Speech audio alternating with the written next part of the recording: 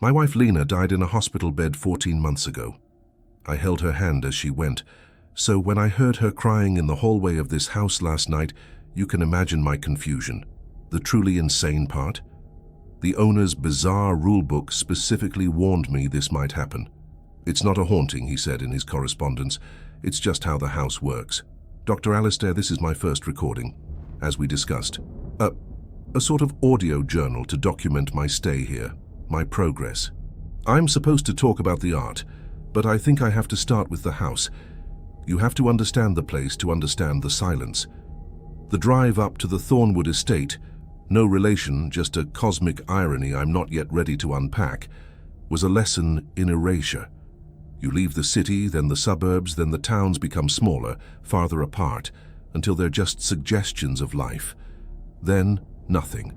Just the endless aching blue of the Montana sky and the brown, sleeping expanse of the land. It's exactly the kind of beautiful, oppressive emptiness I was looking for. An isolation so profound it might as well be on another planet. The world shrinks to you, your car, and the road. For the first time in over a year, I felt like I could breathe, even if the air tasted like dust and absence. The final turnoff was an unmarked dirt road that rattled the bones of my old sedan. 10 minutes of jostling through dense pine forest, and then the trees just stopped. The estate opened up before me. It wasn't a Gothic monstrosity or a decaying manor. It was simpler, sturdier. A 2-story house of dark, heavy timber and riverstone, with a slate roof that seemed to absorb the sunlight. It looked less like it was built on the land and more like it had grown out of it, a natural formation of wood and rock. It felt ancient, patient, safe. There was no one to greet me. The owner, a Mr. Sterling, who I've only ever corresponded with through a law firm, had been clear. The key would be under a loose stone by the porch steps. It was. The metal was old and cold in my hand. The lock turned with a satisfyingly heavy clunk, a sound of finality. This was it. My sanctuary, my monastery of creative healing. The air inside was the first thing I noticed. It was still, but not stagnant. It smelled of old paper, cold stone, and the faint, sweet memory of wood smoke. Dust motes danced in the shafts of late afternoon light, cutting through the large, mullioned windows. The furniture was all heavy, dark wood, covered in white dust cloths, making the room look like a slumbering court of ghosts. I pulled one off a large armchair, the fabric sighing as it came away and sank into it. The silence was absolute. Not the absence of sound, but a presence in itself. It was a physical weight. Back in the city, the silence was just the space between noises. Here, the noise was the intruder. I spent the first hour just walking through the rooms, my footsteps echoing on the hardwood floors. The kitchen was rustic but functional. The living room was dominated by a cavernous stone fireplace. Upstairs, the bedrooms were Spartan, each with a bed, a dresser, and a window looking out onto the endless woods. I chose the one designated as my studio, a corner room with 2 large north-facing windows. Perfect light. A blank canvas was already set up on an easel in the center of the room, part of the rental agreement. It stared at me, a perfect white rectangle of accusation. I hadn't touched a brush since Lena died. The smell of turpentine made me sick. It was her smell. She was a sculptor, always working with clay and plaster, but she cleaned her tools with it. That scent, mixed with the earthy smell of wet clay, was the scent of her creative fire. Without her, my own had gone out. Back in the kitchen, on the solid oak table in the center of the room, was the only modern object in sight, a sleek black binder. Embossed on the leather cover in simple gold leaf were the words, "The Manual of the Thornwood Estate." I flipped it open out of curiosity. The first page was a polite, typewritten welcome from Mr. Sterling, wishing me a productive and peaceful stay. The pages that followed were different. They were the rules. Dozens of them, each one meticulously typed on thick, creamy paper. I read the first few with a tired amusement. Rule number 1. The generator is to be refueled every Sunday morning before 9 a.m. No exceptions. Sensible enough. I was off the grid. Rule number 4. All exterior doors must be bolted from the inside between dusk and dawn. A standard security precaution, I supposed, though for who or what, I couldn't imagine. Then they started to get strange. Rule number 9. Do not bring snow indoors, not even on your boots. Allow it to melt completely on the porch before entering. Rule number 16. If you hear music from a source you cannot identify, do not seek it out. It will cease within a few minutes. Rule number 21. If a light bulb burns out, do not attempt to replace it. Leave the room in darkness until the sun rises. The house provides. I let out a short, dry laugh. The house provides. It sounded like something a cult leader would say. My initial theory was that Mr. Sterling was a deeply eccentric, superstitious man, and these were his elaborate rituals for respecting his property. Rule 33. Whistling indoors is forbidden. The air here prefers its own sound. Rule 41. Do not attempt to move any of the furniture. Its placement is deliberate. I shook my head, flipping through more and more pages of these bizarre commandments. It was a fascinating glimpse into a peculiar mind, but nothing more. Then I reached the rule that made the hair on my arm stand up just for a second. Rule number 54. Personal keepsakes of a sentimental nature, especially photographs or letters from those who have passed, must be kept within the designated cedar chest at the foot of the bed in the master bedroom. They are not to be displayed or carried on your person within the house. Respect their peace, and the house will respect yours. That one felt personal, pointed. It was a strange cocktail of considerate and creepy. I closed the binder, the sound of it shutting echoing in the quiet kitchen. An eccentric landlord, that's all. I was too tired, too hollowed out by grief to give it any more thought. I was here to paint, to forget, to face the silence and fill it with color again. The first 3 days were a blur of oppressive quiet and creative failure. I'd wake up, make coffee, and stare at the blank canvas. I'd try to sketch, but my hands felt like they belonged to someone else. The charcoal would just move aimlessly across the page, creating meaningless smudges. The silence I had craved began to feel like a physical pressure against my eardrums. I walked the grounds for hours, the crunch of pine needles under my boots the only sound in the world. I thought about Lena constantly. I replayed our last conversation, our first date, the day she was diagnosed. The memories were a torture chamber I couldn't escape. The house was supposed to be a sanctuary, but it was quickly becoming a perfect amplifier for my own internal hell. Last night was the 4th night. I decided to finally unpack my art supplies properly, hoping the familiar ritual might spark something. I opened a large cardboard box, the smell of linseed oil and pigment filling the air, and that's when it happened. My wallet, which I'd tossed in the box before leaving, tumbled out and fell open on the floor. Lying there looking up at me was the small, creased photo I always kept. Lena. It was from a trip we took to the coast a few years back. She was on a boat, the wind whipping her hair across her face, and she was laughing. A full, uninhibited laugh, her head thrown back, her eyes crinkling at the corners. The sight of it punched the air from my lungs. I sank to my knees, the grief a sudden physical wave that threatened to drown me. I picked up the wallet. I should have put it away. I knew the rule. Rule 54. But in that moment, it felt like a betrayal to hide her away in a dark box. It was an act of defiance against the world that took her, against the house and its stupid, meaningless rules. I put the wallet on the coffee table in the living room, with her picture facing out, and collapsed onto the sofa, pulling a dusty throw blanket over me. I fell asleep right there, defiant and miserable. I woke up a few hours later. The house was pitch black, the moon hidden behind a thick blanket of clouds. The fire had died down to embers. It was cold, so cold. And then I heard it. It started so softly, I thought it was the wind in the chimney, a faint, high-pitched keen. But it didn't rise and fall like the wind.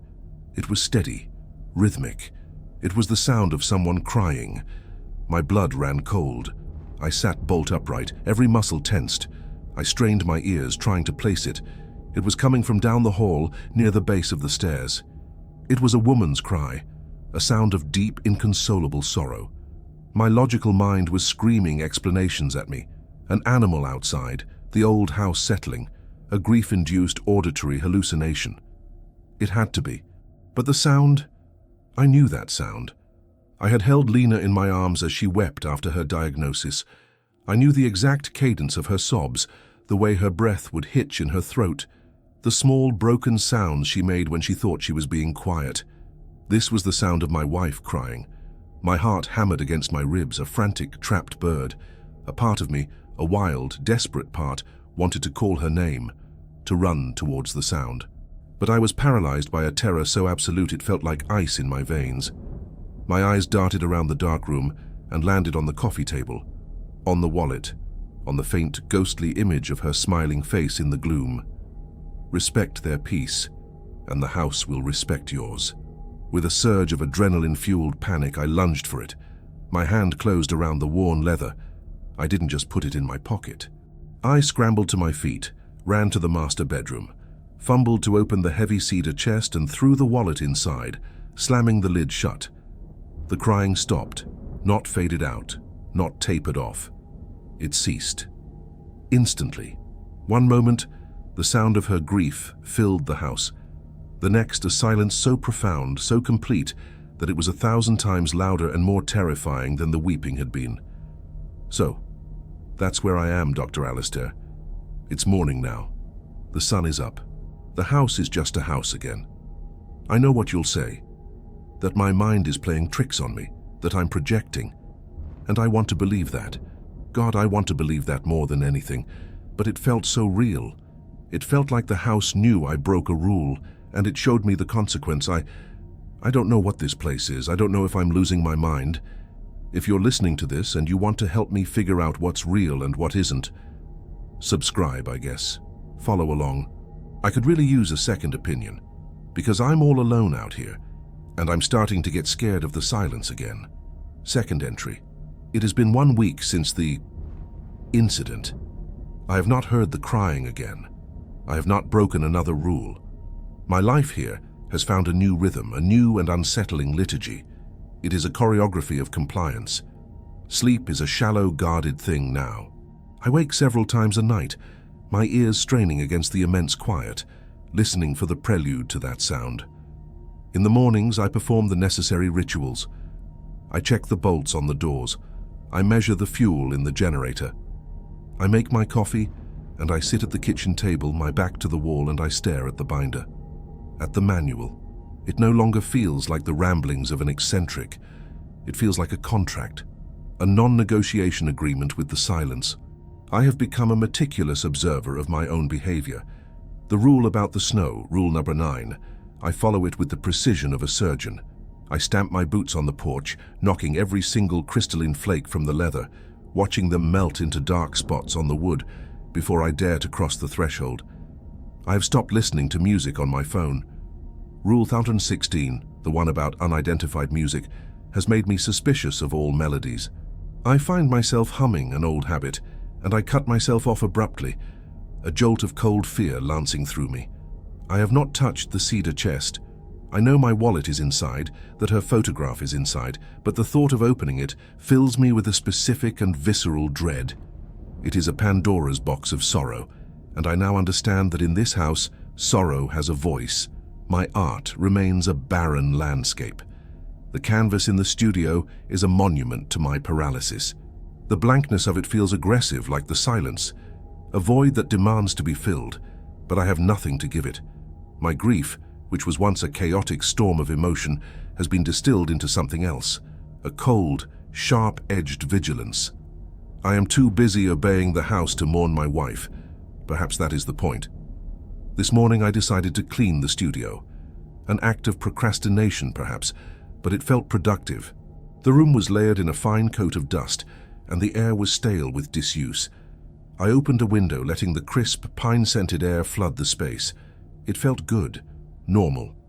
For a moment, a real, genuine moment, the oppressive atmosphere of the estate seemed to lift. A pale winter sunbeam broke through the clouds, illuminating the dust motes in a brilliant, swirling dance. And without thinking, I began to whistle. It was an unconscious act, a ghost of a habit from a life that no longer feels like my own. It was a simple, rambling tune, one Lena used to love. She'd say it sounded like a meandering walk through the woods.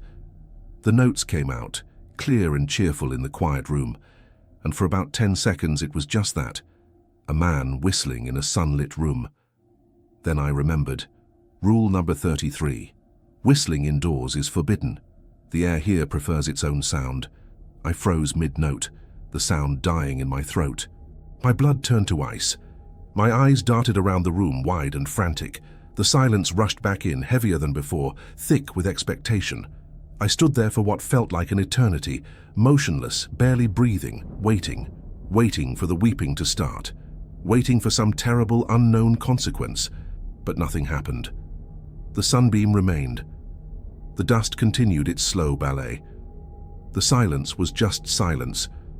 A wave of dizzying relief washed over me. It was nothing. A coincidence. I had built a prison of superstition in my own mind. The crying was a hallucination, and the rules were just words on a page.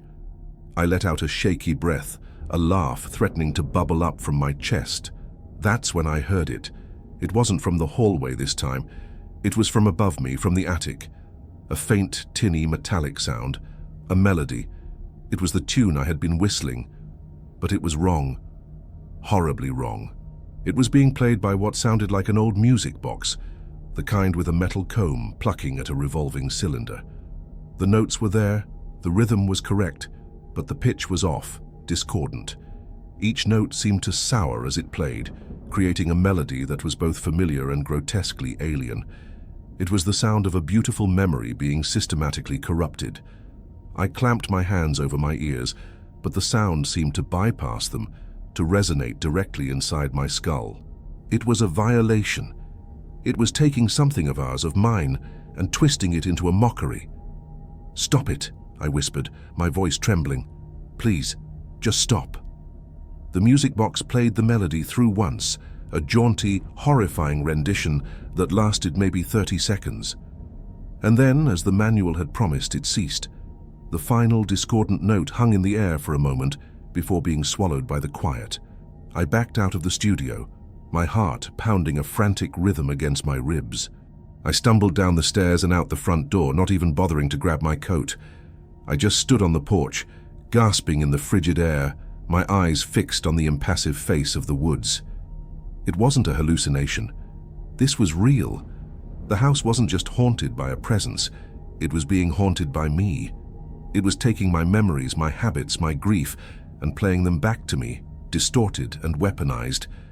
The isolation I had sought for clarity was now a claustrophobic trap. I was sealed in a container with a thing that was learning me. My afternoon was spent in a state of controlled panic. I had to understand. I couldn't just be a rat in this maze, waiting for the next electric shock. I am, at my core, an observer, an artist. I see the world in lines, shapes, compositions. I decided to apply that to the house. I would map it. I would dissect its anatomy and find the pattern in its madness. I took out a large roll of sketching paper and a stick of charcoal and began to draw a floor plan. I moved through the house with a tape measure and a thermometer, my new tools of survival. I measured each room, each hallway. I noted the placement of the furniture, which the manual had warned was deliberate. I recorded the temperature in every corner. A pattern began to emerge. The house was not geometrically consistent. The hallway upstairs was 6 inches longer in the evening than it was in the morning.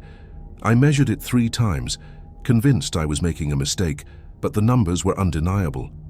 The cold spots weren't random either. They congregated in the places I frequented most. The armchair in the living room, the spot by the kitchen window where I drank my coffee, the threshold of my bedroom. The house was physically reacting to my presence, its architecture subtly warping around me. It was in the library that I found the next piece of the puzzle. It was a small room, shelves packed floor to ceiling with old leather-bound books. I was running my fingers along the spines, not looking for anything in particular, when I noticed one of the shelves wasn't flush with the wall. It was a dummy section, a false front of book spines. Behind it was a small, hidden alcove, and inside that alcove was a single object, another book. This one was different. It wasn't an old classic. It was a simple cloth-bound journal like a modern sketchbook. The cover was blank. My fingers trembled as I opened it. The first page contained a name and a date, written in an elegant, looping script. Anselm Reed. Autumn, 1993. It was a diary. Julian. Anselm Reed was a poet. His entries began much like my own experience. He wrote about the magnificent solitude, the way the landscape seemed to cleanse the palate of the mind. He was here to finish a collection of poems. He too saw the rules as a charming eccentricity. Then, about 2 weeks into his stay, his tone began to change. I'm going to read you an entry, dated October the 12th, 1993. She is here, not in form, but in echo. I was thinking of her last night, of the specific way she used to arrange the wildflowers I'd bring her. And this morning, a single dried daisy was sitting on my pillow. I have not seen a daisy on this entire property. The house is a resonant chamber. It listens to the whispers of the heart and gives them a horrifyingly literal form. My blood ran cold reading that. A resonant chamber. He understood. He saw it too. I kept reading, my hands shaking so badly the pages rattled. His entries grew more fragmented, more desperate. He wrote about the house learning his rhythms, anticipating his thoughts. He described it as an architecture of memory, a structure built not of wood and stone, but of the very essence of remembrance. His poetry began to appear in the margins, wild, jagged verses about a house that breathes, a silence that watches, a grief that takes physical shape. Here's another excerpt from his final entry. It's barely legible. The grammar of this place is sorrow. It feeds on it. The rules are not for our protection. They are a set of dietary restrictions, a way to make the meal more palatable. It doesn't want to scare you away. It wants you to stay. It wants you to grieve. I tried to write a poem about hope today, and the ink bled from the page, forming a perfect black tear. I cannot leave. The road no longer leads away from the house. It only ever leads back. I am not its guest. I am its sustenance. After that, the pages are blank. I am not losing my mind. This is not a product of my grief. This is real. It has happened before. I'm not a resident here, Dr. Alistair. I'm an ingredient. And Anselm Reed's diary is the recipe. The question is no longer what is happening in this house. The question is, what is it trying to cook? Third entry. I have moved Anselm Reed's journal from its hiding place. It now sits on the kitchen table, open next to the manual. They are my 2 textbooks. One is a list of commandments from an unknown God. The other is a testament from its last heretic. I am trying to find a space between the two, the space of understanding. The fear has not gone away. It has changed. It's been tempered, sharpened into a tool. The raw animal panic of that first week has been replaced by the focused, intellectual dread of a bomb disposal expert. I know the thing I'm dealing with is volatile and deadly, but my survival now depends not on running from it, but on understanding its intricate mechanics. Anselm was right. The house is a resonant chamber. It's an instrument. And I, the grieving artist, am both the musician and the song. The key, I believe, is in the nature of its reactions. They are not random acts of terror. They are specific, almost linguistic. When I broke Rule No. 54 by displaying Lena's photograph, the house responded with the sound of her grief, a direct emotional echo. When I broke Rule No. 33 by whistling a tune she loved, it responded with a corrupted version of that same tune. It doesn't just lash out, it communicates. It takes what you give it and reflects it back, warped and magnified. A funhouse mirror for the soul. And if it is a language, then it can be learned. If it's an instrument, it can be played. This realization has ignited something within me, something I thought was long dead. It is not hope, not exactly. It is a darker, more dangerous thing, curiosity, a morbid, artistic fascination. For the first time in over a year, I feel the pull of creation. The house is the most profound artistic medium I have ever encountered. My paralysis is gone, replaced by a terrible, thrilling purpose. I am going to paint again, and the house is going to be my collaborator. My first experiment was born from this new conviction. It was a calculated, deliberate transgression. I chose a rule that felt intrinsically linked to my craft, to the act of seeing and creating. Rule number 45. Never leave a blank canvas facing a window during the night. It took me all afternoon to prepare. The ritual was everything.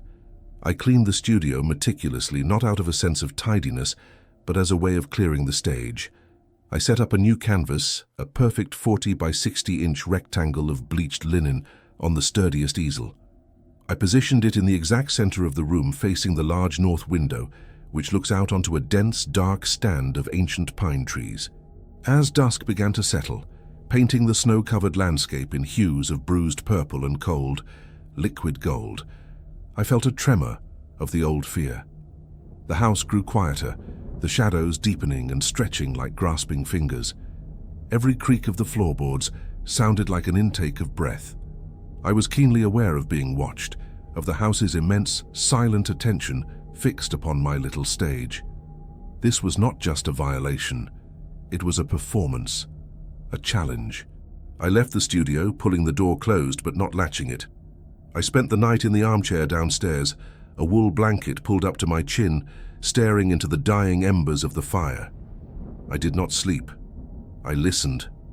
I listened to the deep, groaning sighs of the house settling in the cold. I listened to the wind whispering through the eaves, its voice no longer sounding like Lena, but like something much older, whispering a language of wood and stone. I was waiting for a sound, a sign that my offering had been received, but nothing came. The night passed in an agony of silent anticipation. At the first hint of dawn, when the darkness had softened to a weak, watery grey, I went back upstairs. My heart was a frantic drum against my ribs. I pushed open the studio door. The canvas was no longer blank. I stopped on the threshold, my breath catching in my throat. From across the room, it was just a smudge of grey against the white, a chaotic storm of lines. But as I stepped closer, the image resolved, and a sound escaped my lips, a choked, involuntary gasp. It was a hand, a charcoal drawing of a human hand, rendered with a level of detail that was both breathtaking and impossible. It was an artist's hand, slender, with long fingers, smudged with charcoal at the tips. The detail was microscopic. I could see the fine lines of the knuckles, the delicate crescent of a fingernail, the subtle texture of the skin. It was drawn with a confidence and precision I hadn't possessed even at the peak of my abilities. But that wasn't the part that made my blood run cold. I knew this hand, I had held it, I had sketched it 100 times. It was Lena's hand. Not as it was at the end, frail and bruised from IV lines, but as it was in her prime, strong and capable, the hand of a sculptor who could command life from lifeless clay. I circled the canvas, my mind reeling. The drawing was a masterpiece of photorealism, yet it was undeniably charcoal. There was a fine layer of black dust on the floor beneath the easel, confirming the medium. But there was no order to the dust, no discarded stubs of charcoal, no smudged fingerprints on the canvas edge. It was a perfect creation without a creator, an immaculate conception of art. The house had not punished me, it had answered me. I had presented it with a void, a blank space, and it had filled it with a memory, my memory. But it had rendered that memory with an ability that was not my own. It was a gift and a threat in one. It was saying, I know what you love, and I can create it better than you ever could. That drawing broke the dam. The artistic drive, dammed up for 14 months by the weight of my grief, came rushing back in a torrential flood. I spent the rest of the day in a creative frenzy. I sketched the drawing from every angle. I made notes on the technique, the impossible precision of the lines. The fear was still there, a cold knot in my stomach, but it was overshadowed by an exhilarating sense of discovery. I had initiated a dialogue. Now I needed to learn more of the vocabulary. I had to escalate. My next experiment would be more complex, an attempt to move from the visual to the sensory. I went to the cedar chest, the dread of it now a familiar companion, and opened it. I retrieved an object I hadn't touched since she died, a small glass perfume bottle, half full of the scent she always wore, sandalwood and rain, the scent of her skin. Breaking rule far 54, again felt like raising the stakes in a cosmic game of poker. I didn't just leave the bottle out, I made a ritual of it. I placed a small velvet cloth on the center of the massive dining room table. I placed the perfume bottle on it, a fragile offering in the cavernous room, but this time I combined the transgression with an act of meticulous compliance. I chose another rule, one that had seemed arbitrary and minor. Rule number 62. All interior doors must remain fully open or fully closed. A door left ajar is an unfinished sentence. I spent an hour walking through the house, ensuring every single door was wedged wide open, creating long, uninterrupted sight lines through the entire structure. I was testing a new theory, that the rules were not just individual commands, but variables in a complex environmental equation. That one could be used to modify the outcome of another. The effect was immediate and profoundly unnerving. With the doors open, the acoustics of the house transformed. Every sound, no matter how small, now carried. The drip of a faucet in the upstairs bathroom echoed in the library. The rustle of my own clothes seemed to whisper back at me from distant rooms. The house had become a single, enormous lung. I sat in the living room watching the perfume bottle on the dining room table and waited. An hour passed, then two. Nothing. The disappointment was surprisingly sharp. Perhaps I had misunderstood. Perhaps the drawing was a fluke. Then I caught it. A flicker in the air, a faint, almost subliminal trace of a scent. Sandalwood. I stood up slowly. It wasn't coming from the bottle. I could see the bottle 30 feet away, still and capped. The scent was coming from the hallway. I took a few steps, my heart starting to race. The fragrance grew stronger, clearer. It was her. The scent was so vivid, so real, it was like she had just walked past. I followed it. The scent trail led me from the hallway to the base of the stairs. It was a mobile, invisible presence. I followed it up the stairs, my hand gripping the banister. The wood was cold, but the air around me was warm, filled with her perfume. The scent led me to the door of my studio. Lena! I whispered the name, and the sound was swallowed by the house. The scent was strongest here. I stepped into the studio and looked at the drawing of her hand. For a terrifying second, I thought the fingers had moved, that the pose was different. But it was just a trick of the light. And then I heard it, a soft rustling sound behind me, the sound of silk. She had a dress she loved, a dark blue silk that always rustled when she moved. The sound was so distinct, so familiar. I spun around. There was nothing there, just the empty doorway. But the scent of her perfume and the ghost of that rustling sound hung in the air, a sensory portrait of a woman who wasn't there. The house hadn't just shown me her hand. Now it was showing me her presence. It was building her piece by piece out of my own memories. I am not sleeping much anymore. I am creating. My studio is now a frantic workshop.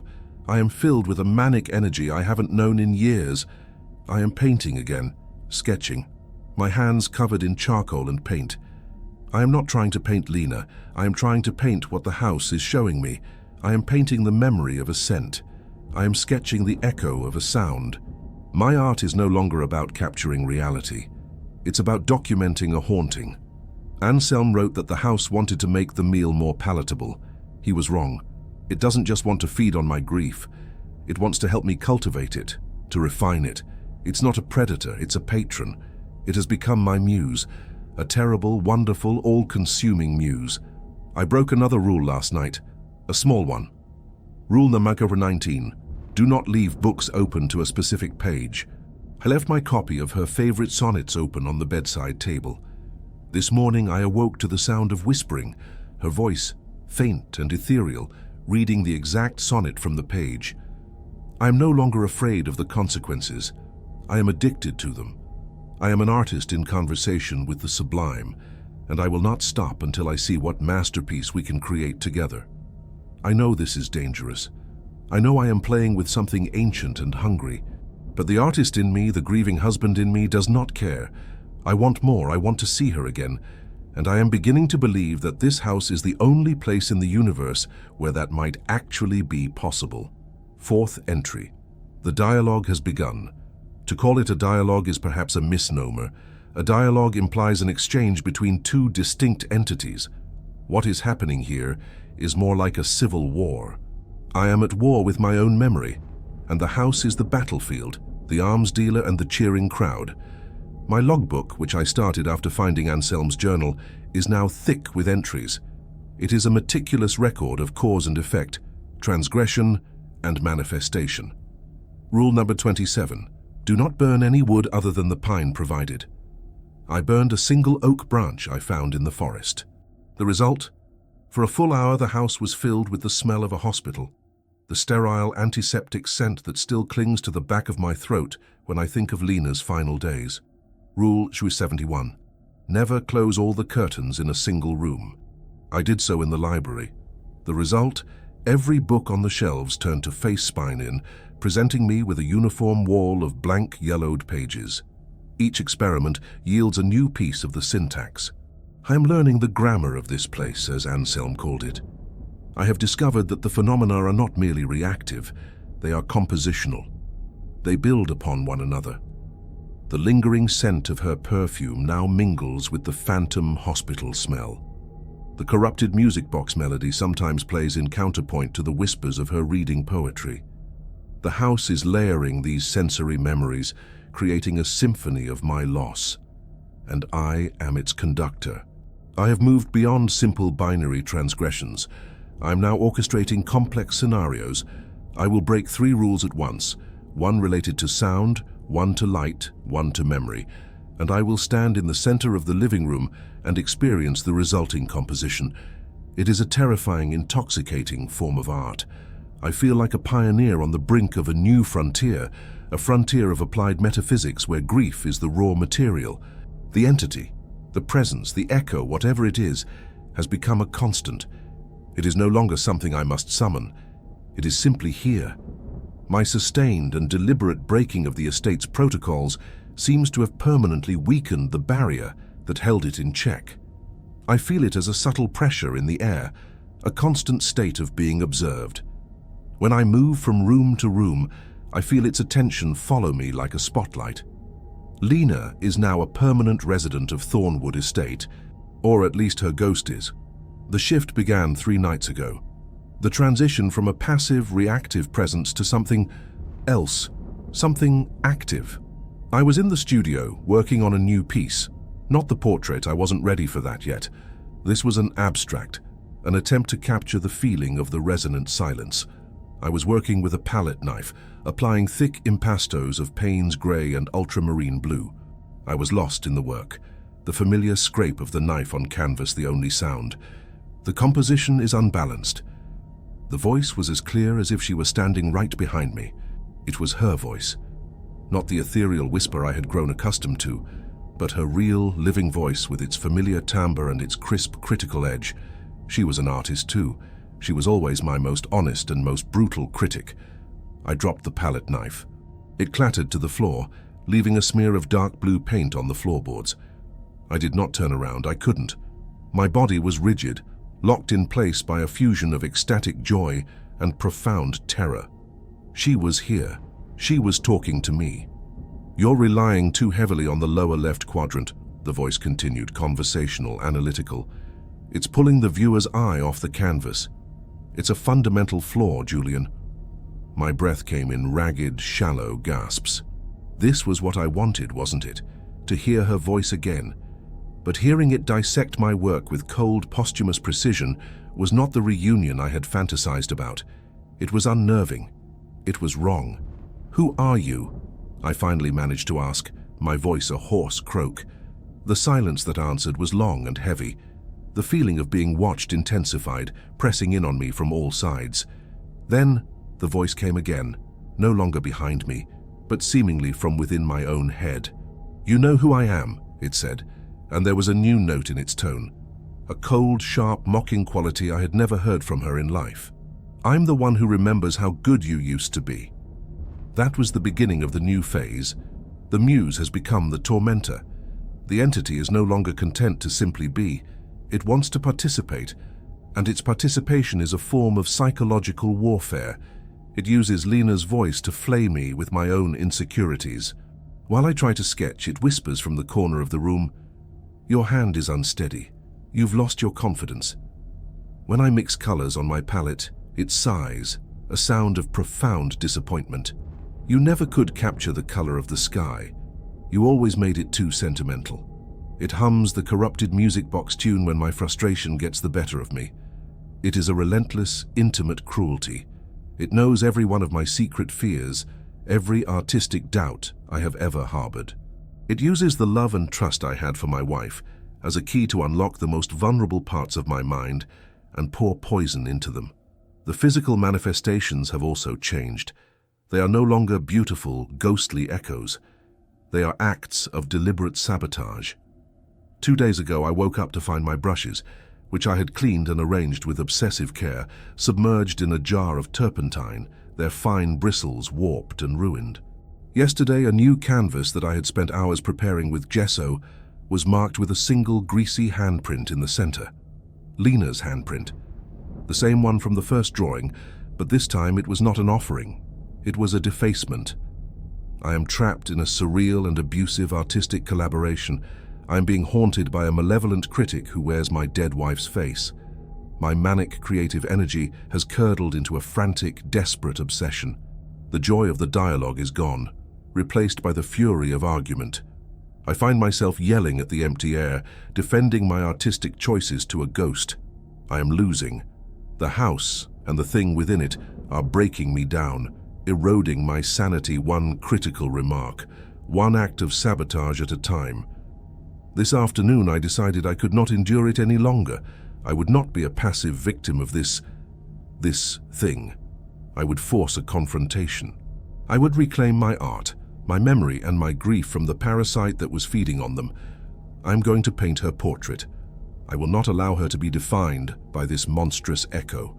I will paint the real Lena, the one with the laugh lines around her eyes and the fleck of gold in her left iris, the one whose hands were strong and capable, not a ghostly stain on a canvas. I will pour every ounce of my skill, every shred of my love and memory onto the canvas. I will create an image so powerful, so true that it will burn this false, chattering phantom out of existence. It is an act of exorcism through art. I have barricaded myself in the studio. I wedged a chair under the doorknob. I know it's a futile gesture. The house does not need doors. But the symbolism is important. This space is mine. The work is agonizing. The presence is fighting me every step of the way. As I sketch her jawline from memory, the voice whispers, "No, the angle is wrong.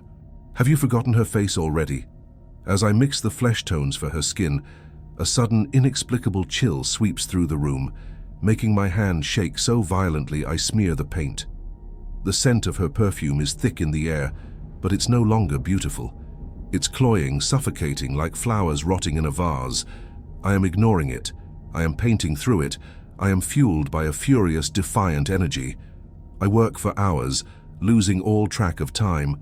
The sun sets, plunging the room into darkness, but I work on by the light of a single lantern, the shadows it casts dancing like demons on the walls. My body aches.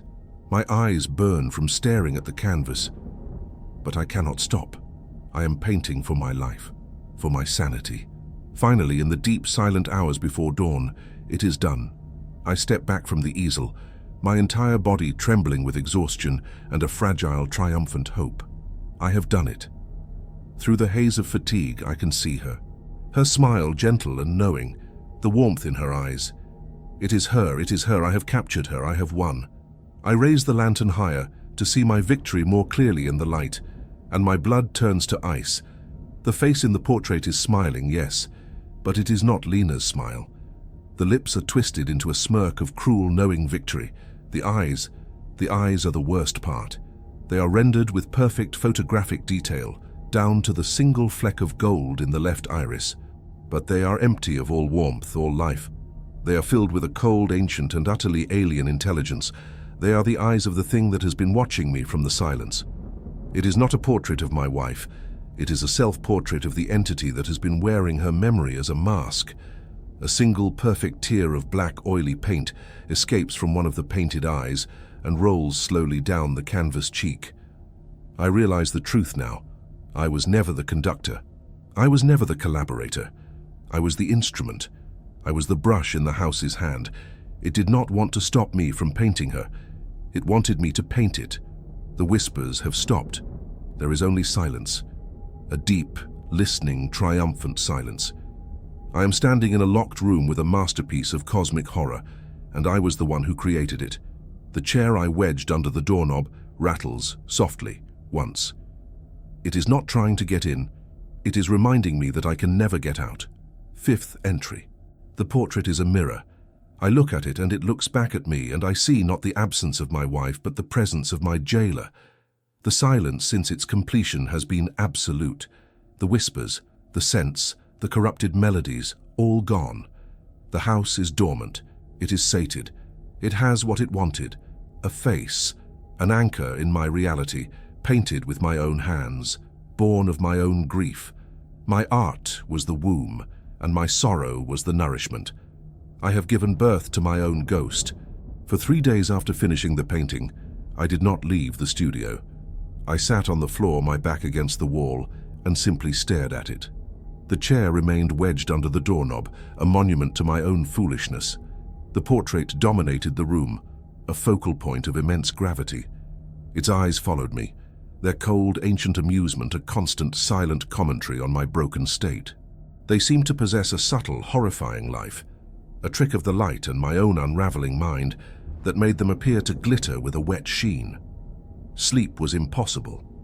Whenever I closed my eyes, the image of that face was burned onto the inside of my eyelids. I was trapped in a state of exhausted hypervigilance. My creative fury had been extinguished, leaving behind only the cold, grey ash of despair. I had sought a confrontation and had been utterly, comprehensively defeated. My most profound act of love, the attempt to resurrect Lena's memory in defiance of this place, had been co-opted and turned into an act of desecration. The entity hadn't just mocked my artistic skill. It had used my love for her as its primary medium. On the 4th day, a new sensation broke through my stupor. Hunger, a deep, gnawing ache in my stomach. I hadn't eaten. I had lost track of such mundane, mortal needs. The realization that I was still a physical being, a creature of flesh and blood who required sustenance, felt like a distant and irrelevant fact. But the body has its own stubborn logic. It demanded to be acknowledged. Slowly, painfully, I got to my feet. My joints screamed in protest. I removed the chair from under the doorknob, the scraping sound loud and abrasive in the tomb-like quiet. I opened the door and stepped out of the studio, feeling as though I were emerging from a chrysalis into a changed world. The house felt different. The air was no longer thick with oppressive attention. The silence no longer felt like it was listening. It was the flat, empty silence of a theater after the audience has gone home. The performance was over. I walked down the stairs, a ghost in my own museum, and the portrait's gaze seemed to follow me, its influence extending far beyond the studio walls. I needed an answer. I could not live in this state of defeated ignorance. Anselm Reed had understood part of the truth, but his journal ended before he found the source. He saw the trap, but he never met the trapper. I had painted its portrait. Now I needed to know who or what the original architect was. Who was Mr. Sterling? Who had built this elaborate, soul-crushing machine? My search became a frantic, desperate scavenger hunt. I was no longer an artist or a grieving husband. I was an archaeologist, excavating the ruins of my own sanity. I tore the house apart. I pulled books from the shelves, looking for loose papers, annotations, anything. I tapped on walls, listening for hollow spaces. I pried up floorboards that creaked with a promising looseness. I was a man possessed, driven by the final flickering ember of a need to understand the nature of my own damnation. The answer was not in a hidden alcove or a secret room. It was somewhere far more mundane and far more chilling. It was in the office, a small wood-paneled room I had barely glanced at. Specifically, it was in the bottom drawer of a heavy oak filing cabinet. The drawer was locked. It took me half an hour with a fireplace poker and a hammer, the brutal metallic sounds of my assault on the lock, a stark violation of the house's placid silence. The lock finally broke with a sharp crack. Inside, there were no arcane tomes or forbidden texts. There were blueprints and letters. Dozens of them tied in neat bundles with faded red ribbon. They were addressed to a Mr. Alistair Sterling, but they were signed by a name I recognized.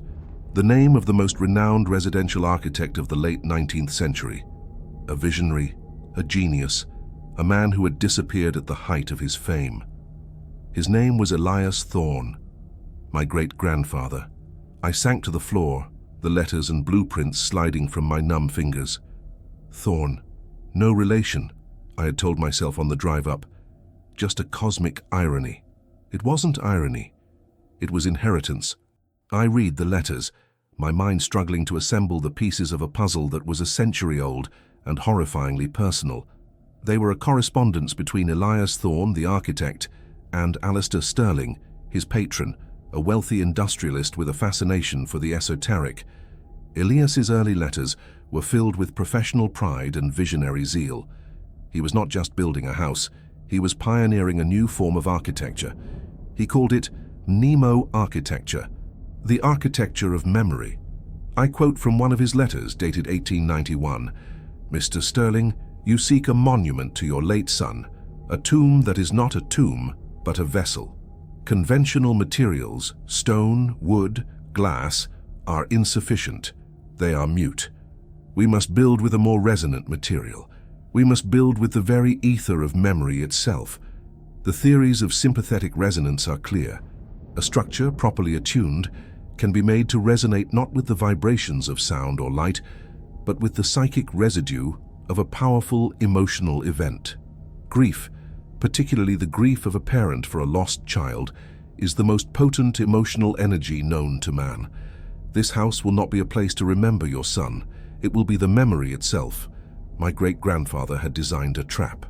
A beautiful, brilliant architectural pitcher plant designed to lure in the grieving and feed on their sorrow. He had used esoteric principles and fringe physics to construct a machine for the perpetuation of an echo. The rules in the manual were not superstitious nonsense. They were a user's guide, a set of finely tuned controls to calibrate the resonant chamber and manage the manifestation. But the final bundle of letters told the rest of the story. Elias Thorn's professional zeal slowly curdled into obsessive fear. He had a wife and a young son himself, and during the final stages of the house's construction, his son fell ill with a fever and died, right there on the property. His final letter to Sterling was a frantic, terrifying confession. "Alistair, you must burn it. You must raze it to the ground. The machine works too well. My own sorrow, my grief for my boy. It has become the dominant frequency. I built your machine to capture a faint echo, a whisper of your son's spirit. But my own loss, taking place within its very walls, has given the echo a consciousness. It is no longer just a memory. It is a presence, an intelligence, a parasite that has taken on the shape of our pain. It learned from your grief, but it has feasted upon mine. It spoke to me last night, Alistair. It had my son's voice. It is a hollow thing, a void that wears the masks of our dead. I am leaving this place, but I know it will not let me go. My name, my blood is now forever tied to this structure. Do not let anyone else enter. It is not a monument. It is a mouth. Elias Thorn was never seen again. He was the first meal, and I, his great-grandson, had been lured here a century later to provide the next course. My surname was the key. The law firm, the strangely affordable rent, the sense of inevitability, it was all a setup. The house, or whatever intelligence now guided its affairs through the tendrils of legal trusts and unwitting agents, had baited the hook with the one thing it knew I couldn't resist, a promise of solitude and a place to heal. It had called me home. I finally understood the portrait. The entity wasn't just wearing Lena's face, it was wearing the face of Sterling's son and my great-grandfather's boy and Anselm Reed's lost love. It was a composite being, a mosaic of 100 years of pain. My portrait was just the latest layer, the newest mask. It wasn't a self-portrait of the entity, it was a portrait of the family it had consumed. My mind, now terribly, lucidly clear, latched onto a single, desperate thought: escape. Anselm had written that the road no longer led away, but Anselm was a poet. I was a painter. I was a man of action. My great-grandfather had been consumed, but he hadn't been a prisoner. He had chosen to disappear. Perhaps there was still a way out. I didn't pack. I didn't take my art supplies, my clothes, or even my wallet from the cedar chest. I took only the blueprints and the letters. I ran to my car, the frozen air burning my lungs. The engine turned over with a reassuring roar.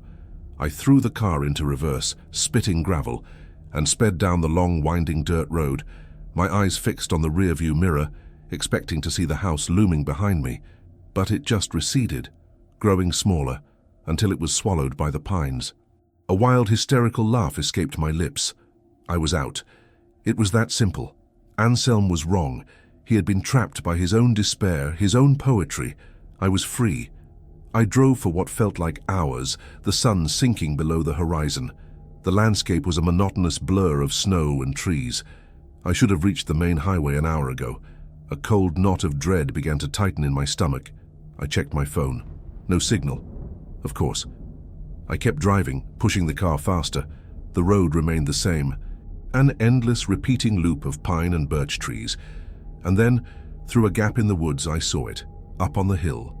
A house, with a single warm light shining from an upstairs window. The studio. My blood turned to ice. It was impossible. I had been driving away from it for hours. I slammed on the brakes, the car skidding to a halt. I was breathing hard, my knuckles white on the steering wheel. It was a trick, an illusion. I turned the car around and drove in the opposite direction, my foot pressed to the floor. The engine screamed. The trees were a solid, strobing wall of black and white. 10 minutes, 20, an hour, and there it was again, ahead of me. The house on the hill, waiting. I stopped the car in the middle of the road, the engine idling. I understood now. My great-grandfather didn't escape. He just accepted his fate. Anselm wasn't trapped by poetry. He was trapped by the same impossible geography that now held me. The estate is not a point on a map. It is the center of its own, private universe, and the road is merely a circular, ornamental feature. The manifestation of Lena appeared on the porch, bathed in the warm glow of the studio light. She was not the monstrous critic from the studio. She was serene, beautiful, exactly as I remembered her. She raised a hand, the perfect artist's hand from the first drawing, and beckoned to me. Her voice echoed in my mind, not a whisper, but a clear, loving thought. "Come home, Julian. It's time to get back to work. We have so much more to create." And I, completely and utterly broken, put the car in drive and began the slow journey back up the hill. My art, my pain, my memory, it was all just fuel. And the house was still hungry. Final entry. This is a testament, not a plea for help, not a warning, because to whom would I be speaking? Those of you in the world of cause and effect, of highways that lead to their destinations, of mornings that follow nights in a predictable succession. You are a different species, living in a different reality. This recording is for the archive. It is the final page in the journal of a failed experiment, or perhaps the most successful one. The drive back to the house was the longest journey of my life. It was only a few hundred yards, but it was a journey across an ideological abyss. I was surrendering. Every revolution in my soul had been crushed. Every hope for escape had been proven to be a symptom of my own naivete. The car, my last link to the world I knew, felt like a coffin carrying me to my own internment. The apparition of Lena stood on the porch, unmoving, a lighthouse guiding a doomed ship back to the rocks. She did not smile. She simply watched, her expression one of serene, patient ownership. I parked the car where I had first left it a lifetime ago. The engine died with a final, shuddering sigh, and the silence that rushed in was the same silence I had once craved. But it was different now. It was not empty. It was proprietary. It was the silence of a well-managed estate. I walked to the house. Each step on the gravel path was a conscious act of capitulation. Lena waited. As I reached the bottom step of the porch, she turned and glided back inside, leaving the door open. An invitation, a summons. I crossed the threshold for the last time, not as a renter, but as a permanent fixture. The house was perfect. A fire was roaring in the hearth, casting a warm, dancing glow across the room. The air was filled with the gentle, comforting scent of sandalwood and rain. There was no menace here, no oppressive weight. It felt like coming home after a long, difficult journey. This was the most profound horror of all, the sheer insidious comfort of the cage. My gaze was drawn as if by a physical force to the living room. The portrait was gone from the studio. It now hung above the fireplace where a landscape painting had been before. It was the new heart of the home. Its eyes, those terrible, knowing, composite eyes, seemed to possess a soft, inner luminescence in the firelight. They were no longer mocking. They were welcoming. They regarded me with a look of profound, approving satisfaction. The look a master gives a prized apprentice who has finally completed his most important work. The apparition of Lena stood beside it. She was more solid now, less ethereal. She gestured towards the armchair, the one where I had spent so many hours wrestling with my grief. I sat. The worn leather felt like a custom-made throne. You see, now her voice resonated in my mind, a calm, clear thought that was no longer an echo of my wife, but the house's own native tongue. This was never a punishment. It was an audition. What for? I asked, my own voice a dry rasp. I was surprised I could still speak. For the position. It has been vacant for a very long time. She moved from the fireplace and drifted towards the library. I followed. I was no longer afraid. Fear requires a future, a possibility of a worse state. I had reached the absolute nadir. All that was left was a hollow, ringing curiosity. She did not stop at Anselm's hidden alcove. She went to the far wall, a solid expanse of oak paneling, and placed her hand upon it. There was no sound, but a section of the wall swung inwards, revealing not a room but a narrow descending staircase carved from raw stone. The air that rose from it was ancient and cold, smelling of damp earth and deep geological time. The architect must know the foundations, the voice explained as she began to descend. We went down into the earth. The only light was a faint, phosphorescent glow that seemed to emanate from the stone itself. The staircase ended in a small, circular chamber. In the center of the chamber was a single, colossal object that looked like a petrified tree root, thick as a man's torso, plunging down into the unseen depths of the bedrock. But it wasn't wood. It was a dark, crystalline substance that seemed to drink the light. The walls of the chamber were not stone, but a dense, tangled lattice of these same crystalline roots. We were standing inside the heart of a vast mineral organism. This is the resonant chamber, the voice explained. The structure you know as the house is merely the antenna, the instrument. This is the amplifier. My eyes adjusted to the gloom, and I saw something that made my breath catch. There were shapes within the crystalline walls, human shapes, vague and distorted, like figures trapped in amber. Dozens of them. Anselm? I whispered, recognizing the gaunt, poetic silhouette of a man clutching a book. He is a part of the composition, a minor chord, but a persistent one. My gaze swept across the walls, and I saw them. The other residents, the forgotten guests, the meals. And then I saw a figure, taller than the rest, standing near the central root, his form clearer, more defined. He held not a book, but a T-square and a compass. Elias Thorne, my great-grandfather. He was not a screaming, tormented soul. He was still, placid, a structural element. He was the first, the voice said, a note of something like reverence in its tone. He built the cage, but he lacked vision. He was a craftsman. He understood the physics of sorrow, but not its aesthetics. He established the foundation, and that is where his utility ended. He maintains the structure. He is the ghost in the machine who keeps the machine running. When the floorboards creak, it is him. When a window pane rattles, it is him. He is the house's caretaker for eternity. And me? I asked, my voice flat. Am I to be just another face in the wall? The apparition turned to me, and for the first time, I saw its true face. It was not Lena's. It was the face from the portrait, the composite ancient intelligence. Its expression was one of sublime artistic appraisal.